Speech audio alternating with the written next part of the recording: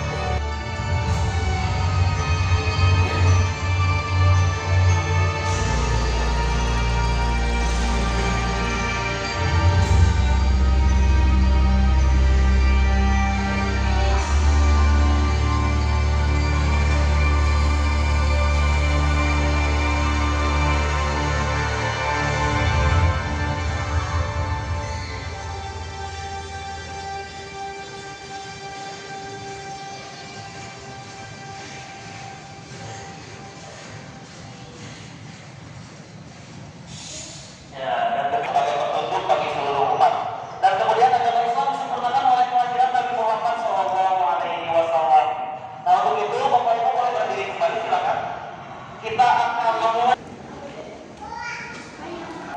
untuk meletakkan satuan gajah tersebut.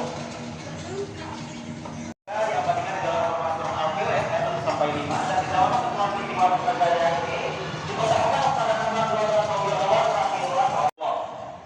Kesederhanaan Rasulullah yang digambarkan melalui penggambaran tempat tidur, pakaian, penutup kepala hingga alas kakinya yang menunjukkan betapa sederhananya Rasulullah.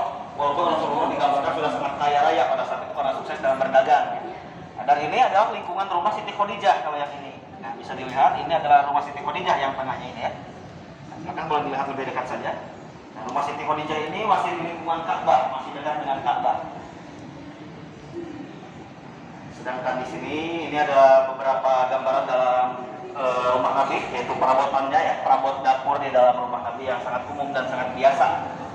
Nah, kalau ini adalah awal mula terbentuknya kota Mekah yang dikisahkan bahwa kota Mekah itu awalnya hanya berupa daratan kosong sebelum adanya peradaban. Baru mulai ada peradaban itu ketika zaman Nabi Ibrahim alaihissalam ya, kita mulai mengantar istri dan anaknya untuk menetap di Mekah dan munculnya sumur Zam-Zam sebagai sumber kehidupan. Nah, dan ini adalah kondisi Ka'bah pada masa perang Hudaybiyah. Kalau dilihat saja yang di sekeliling Ka'bahnya itu masih dikelilingi oleh berhala-berhala atau patung-patung tempat pemujaan kaum Quraisy.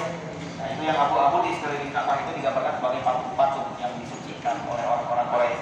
Dan rumah masyarakat Quraisy yang mengelilingi Ka'bah pada saat itu menentukan status dan kedudukan sosial mereka. Yang semakin dekat dengan Ka'bah kedudukannya semakin tinggi pada saat itu. Ya, dan di atas juga itu ada beberapa penggambaran di sebelah sini, ada penggambaran kondisi Ka'bah pada masa prakenabian yang mengalami beberapa kali renovasi ya, yang awalnya agak pendek kemudian dipertinggi lagi.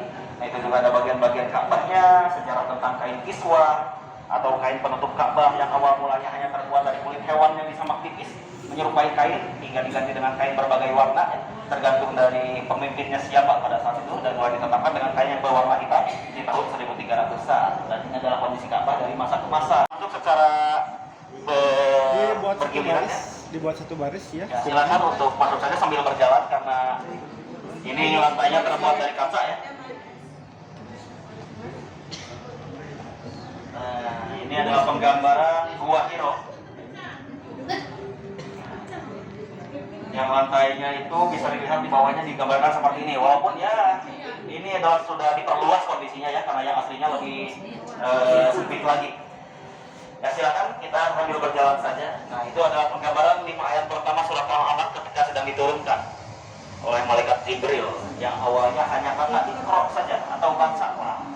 Lalu Nabi bertanya, "Ma Nabi Qori?" ya. Dan di sini adalah penggambaran 5 ayat pertama surat Al-Alaq ketika sedang diturunkan dalam kondisi gua dalam kondisi gua yang digambarkan seperti tadi ya, gelap menjadi terang seketika ketika malaikat Jibril datang membawa wahyu tersebut. Nah, dan pada saat itu Nabi Muhammad sudah diutus menjadi seorang nabi dan rasul dan menyampaikan dakwahnya di kota Makkah. Nah, ini fase yang kedua yaitu fase Makkah, fase perjalanan dakwah Rasulullah. Nah, selama 13 tahun Rasulullah berdakwah dan di sini dimulai dengan dakwah sembunyi-sembunyi. Silakan boleh masuk ke sebelah sana. Itu merupakan kondisi kota Makkah pada saat Nabi Muhammad berdakwah secara sembunyi-sembunyi dalam 3 tahun pertamanya. Dan dalam 3 tahun pertama ini lahirlah 10 orang pertama yang memeluk agama Islam disebut sebagai Asy'ariyun Awwalun. Kita di sana ya, boleh lihat atau lihat dahulu. Yang merupakan 10 orang pertama yang memeluk agama Islam. Rasulullah sempat dakwah secara langsung dan berpaling dari orang-orang yang musyrik. Namun dakwah terang-terangan ini berjalan tidak cukup baik pada ketika karena banyak sekali gangguan seperti karena dari kaum Quraisy yang tentu saja sangat mengancam keselamatan para sahabat dan kaum muslimin lainnya hingga Rasulullah memerintahkan para sahabatnya untuk hijrah paman yaitu Abu Thalib yang sangat berjasa dalam kehidupan Rasulullah. Namun sungguh disayangkan Abu Thalib ini wafat sebelum memeluk agama Islam dan hanya berselang 2 bulan dari wafatnya sang paman, istri tercinta yaitu Siti Khadijah juga wafat dalam 1 tahun yang sama, hanya berselang 2 bulan saja. Dan atas dasar kesedihan inilah Allah memberikan peristiwa Isra Mi'raj.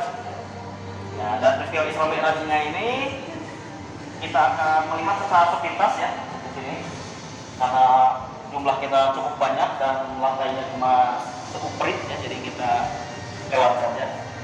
Nah, ini perjalanan satu malam dari Masjidil Haram ke Masjidil Aqsa dan dari Masjidil Aqsa menuju ke setiap lapisan langit dan bertemu dengan para nabi terdahulu serta mendapatkan perintah sholat sebanyak 50 waktu. Dan ketika Nabi Muhammad kemudian bertemu dengan Nabi Musa dan membicarakan tentang perintah sholat yang awalnya diterima sebanyak 50 waktu, lalu Nabi Musa menyarankan kepada Rasulullah untuk meminta keringanan menjadi 5 waktu saja mengingat bahwa umatnya tidak sanggup untuk banyak sangat banyak. Nah, silakan untuk bergantian saja ya sambil berjalan.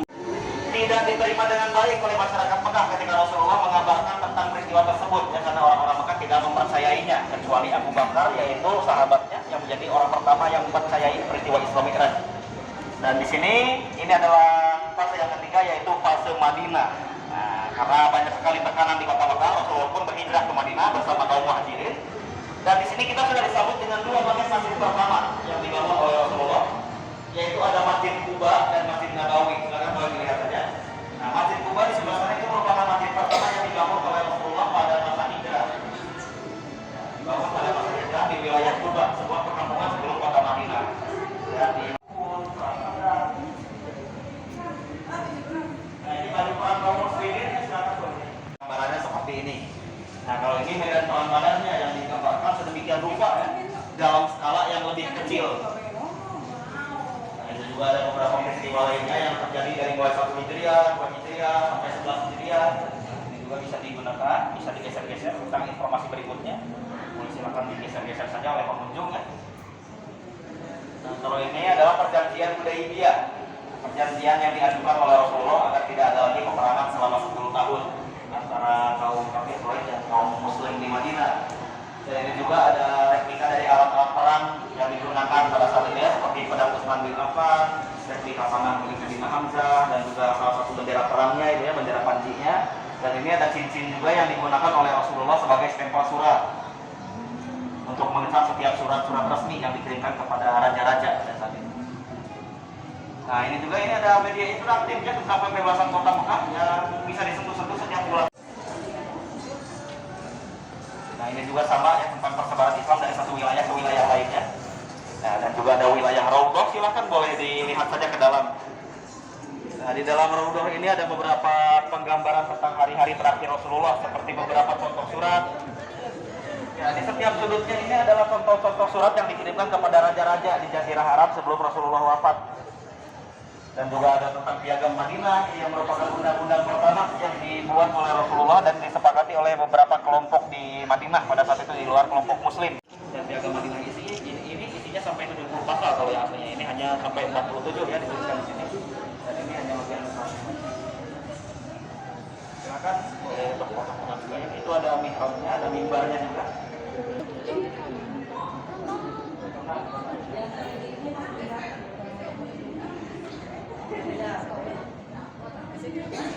Nah, silakan untuk memanfaatkan waktunya ya, karena nantinya dalam lingkai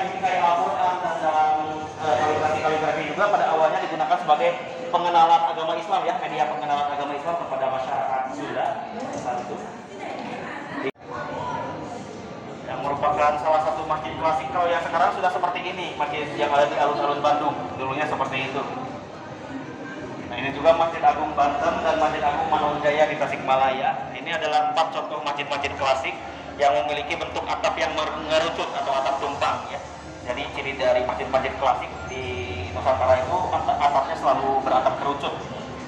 Nah, kalau di sebelah sini ini adalah tentang masa kolonialisme ya, tentang kebijakan-kebijakannya, kebijakan-kebijakan pemerintahan kolonial, dan juga tentang perlawanan kolonialisme di Jawa Barat pada saat itu, yang lebih dipusatkan di pesantren-pesantren, sehingga banyak sekali melahirkan beberapa tokoh gerakan nasional yang muncul dari daerah-daerah di Jawa Barat pada saat itu, seperti Kiai Haji Muhyiddin, Zainal Mustafa, dan yang lainnya seperti yang ada di sini juga ya. Ini ada beberapa tokoh-tokoh pergerakan dari setiap daerah di Jawa Barat.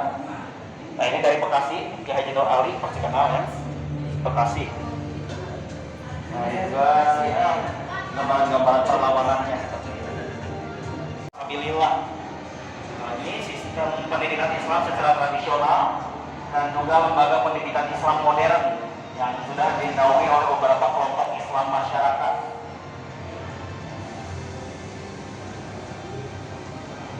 Ini informasi tambahan. Ini Mushaf Sundawi yang tadi kita lihat di sana.